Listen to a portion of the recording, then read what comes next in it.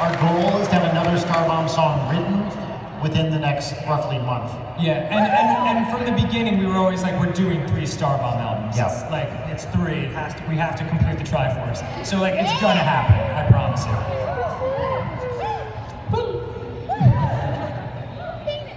Okay, well, I've been listening to you guys since the beginning. Like, I've listened to Sky Hill and I'm a huge fan. Oh, and man, I just wanted to take a moment to say that I'm really happy that you guys are where you are. Like, there's so many people, and it just makes me really proud. It's fucking unbelievable. It is fucking No, we know it. We don't take it for, I mean, when Brian and I met, I was living in a shitty apartment in Brooklyn. Like a terrifyingly shitty apartment. It was really bad. My wife didn't want me to go back. That's how scary it was. And he described it, and she was like, no, you're not going back there. And I was just really, really poor, and like, felt like, you know, not miserable, but just like, I felt like music was a dream that was never gonna happen. And I mean, it's 7 years later, but like, it feels like the blink of an eye, and to be looking out at all of you, like, it's unfathomable, and it means the world to us. It really, really does. And it's because of you guys. Really, it's totally because of you guys. So thank you. Totally because of you. I just wanted to say, yeah, it's amazing getting to see your dream. But what I really wanted to ask, I know it's kind of weird, but The Last Unicorn is my favorite movie. Yeah. I watched it since I was like in 3rd grade, and you putting out that video talking about Peter was amazing. But like, do you know what's going on with it now, like with his current manager and the current like lawsuit that's been put? I do.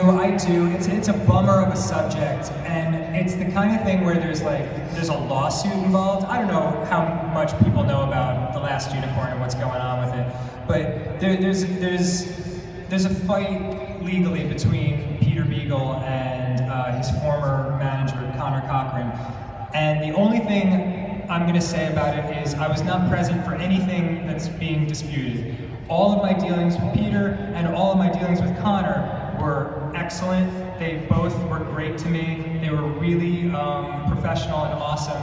And beyond that, I just wasn't there, and I just can't comment on any like litigation. Other than that, it makes me really sad, and it takes the focus away from what should be the focus, which is that amazing story. So yeah, that's all I can say about it. Yeah, no problem. I know. Sorry about that. It's a downer, but it's true. I was actually wondering if, since you guys had a really good time this year, would you be willing to come back next year with maybe the rest of the Game Grumps as well? Absolutely not. No. They all come. See ya. Yeah, I mean, we're open to anything. Yeah, for sure. We learned a long time ago that like trying to plan out anything a year in advance is so impossible for us, because like our life next week could change at the drop of a hat. So, but I mean, just to speak honestly, we've had a fucking awesome time here. So of course. Yeah.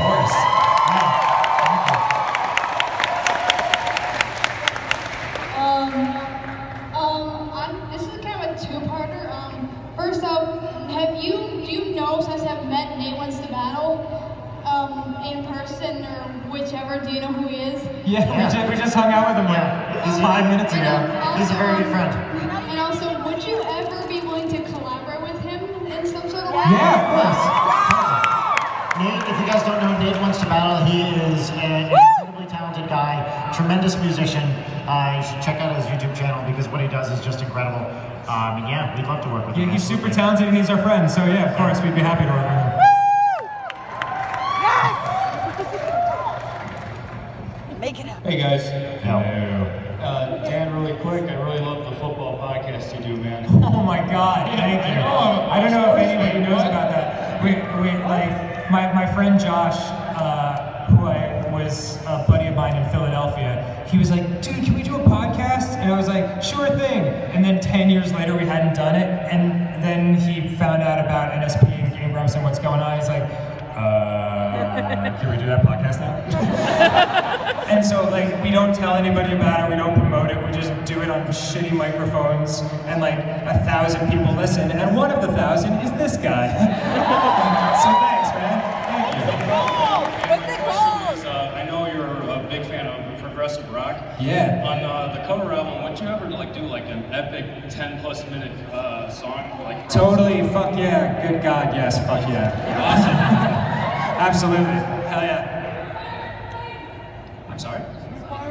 Ooh. We're gonna do all of Tales of Topographic Oceans. Yes. Yeah. Meatloaf! Do you just like meatloaf, or? I'm very hungry. Hi, it's actually a group effort to actually get to, it's not my question, like she came up with it. Hello, group. And we've been using like my cane, the mask, and a hat. But the question is actually, Okay. How many goddamn more songs can you make about dicks? Well, that is really the fucking $1 million question, Yeah. isn't it? Hopefully, infinity. Yeah. How many drops of rain are there that fall from the sky every day? The thing about dicks, and let me just wax philosophical here for a moment, is there are a million ways of looking at a dick. It's like 30 ways of looking at a blackbird, but a dick. Wow, that's really beautiful. I know. Kind of thought that was going more places than it actually went. Thank you, but yes, a lot. hello, Hey. over here. Yeah, there you are. Over there. First off, I want to say noise, Mike Ruba. Noise. Ruben. I have some fan art I want to give to you later. Thank you. But, sorry. That's okay. I've been planning to come here since last December, and I'm so hyped to be here. I could cry right now. Don't cry. I'll cry too. I try not to. I try not to. You don't want this. I just think you guys are amazing, and you're helping me through a lot right now. And I just really want a Dan and a Brian hug. You want a Dan and a Brian what? Hug, like a hug. And to mix, I want to have a suggestion. Here's the thing. Yeah. We generally try not to do hugs here because we try not to do anything that's just for one person and will take a lot of time for other people. But if everyone else is cool with us giving her a hug, we will make this one exception. This is it. Come on up. Come on up. Come on up. And This because hug- you were so nice, you get to grab Brian's left ass cheek. It's my best one.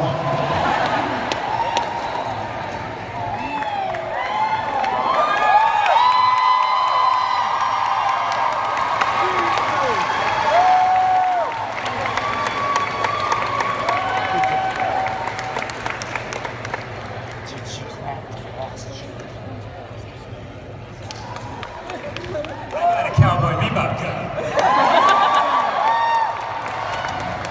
I would never smoke cigarettes, but goddamn it, Spike makes fucking smoking look so cool. I just want to say she really got in there on that hug too. This Yes. is awesome. Hi. So this is for Brian. Over there. Yep. So a couple months ago, Ross watched your daughter. How did that go? Is she still okay? She's fine. The question is Ross. So it turns out Ross and Holly watched her together, and neither Ross nor Holly has basically any experience with babies. And so they basically just showed her a bunch of bird videos. And what a shock, right? And then they realized it was time to put her to bed, and they said, we'll just watch one more video and then you'll go to bed, okay? And she said, okay, and they thought that she would honor that promise. And then they showed her one more owl video and closed the computer, and she went bananas. And Ross and Holly basically just didn't know what to do, and they just put her to bed, and she screamed for a while and then went to sleep. But that's what she does anyway, so. Yeah, everyone is fine. Ross and I are no longer friends, though. We weren't that close to begin with, to be I got a honest. small applause break. Hello. Hey. I'm a fellow Danny and a fellow Jew. Sup? So, has Brian's snoring gotten way more awesome. Funny thing about that, my only request now when we travel is separate hotel rooms. So I don't know if Brian's snoring's gotten worse because I will never fucking sleep near this guy again. Interestingly, though, my only request when we travel is that we share a bed. It's weird. It creates some tension in the relationship. It's not decided. It is fucking insane though, isn't it? You're snoring.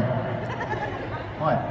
It's like someone like trapped in a safe and they're trying to chainsaw their way out of it. That was the dream I was having. Are you serious? No. Hey man. Hey, I made you guys a poster. Thank you. Photoshop poorly. Fuck, that's awesome. Awesome. Thank you. I wanted to get it signed, but that didn't work out. But so I got a really dumb question for you, Dan. We like dumb questions. How are you both 15 and in 7th grade? It's fucked up, right? Very liberal schooling laws in the state of California. Yeah. How old are you supposed to be in 7th grade? 12, 13. 12 and 13? Yeah. Okay. Yeah, so I was like the tough leather jacket wearing kid who was fucking stupid and stayed back a couple years. Every school had one. That does remind me of something when you said that you couldn't get the poster signed. We just want to say thank you, especially to all the people. I know some of you here were super early this morning and couldn't get into the signing session. Yeah, God, man. So, first of all, we can't thank you enough just for coming out and all, and we're really sorry if you couldn't get into the autographs. Ideally, we could sign everything that everybody has, but there's just not enough time. Yeah. So, the only reason, like, if we didn't sign your stuff or didn't get to meet you, it's, only because we're two human beings, and not because we didn't want to or anything like that. You guys are fucking fantastic. Yeah, thank you all so much for everyone who came early and couldn't get in. We love you. Totally. All right, so kind of going off the last question is, when can we see more NSP in real life on the NSP YouTube channel? First of all, I'm getting tired of people with lower, cooler voices than me asking questions. I'd say the next time we experience something in real life. So far, we basically dress up in weird costumes and rent out roller rinks in the middle of the night. So, real life is something that we're desperately trying to avoid. Yeah, you know what? Though we may put together a compilation. Oh, I know what you're talking about. Yeah. We've gone around the country, and like I try to throw my trash into garbage cans and just yell "Kobe" as I do, but my aim is fucking horrible. So Brian has probably like 40 different takes of me just like airballing garbage and confidently like calling it beforehand. So we might do something with that. That's probably the next one. We'll see what happens. We'll see. That's true. So I was wondering, what's the most intimate thing you've done with Brian?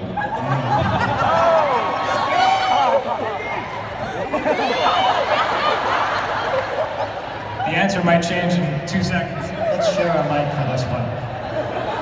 What is the most intimate thing we've done? Probably you getting down to a thong and then me smacking your ass cheeks a bunch of times. We used to do that shit on stage. That's right. That used to be how we finished our stage show. Like, the kimono would fly off, and I would be, hey, how's it going? I would just be wearing a thong, and then Brian would like wail on the ass cheeks. It was tight. It was weird, thank you. And it was weird too because this was before we got known, and so these shows were in like black box theaters in New York for like 20 people, and it was fucking awkward as shit. Oh, it was so, like I feel like if we did it now, it would be less awkward, just because like people are like, I don't have a thong on. This guy actually bought a thong collection that we used to break out on stage, right? That's true. There was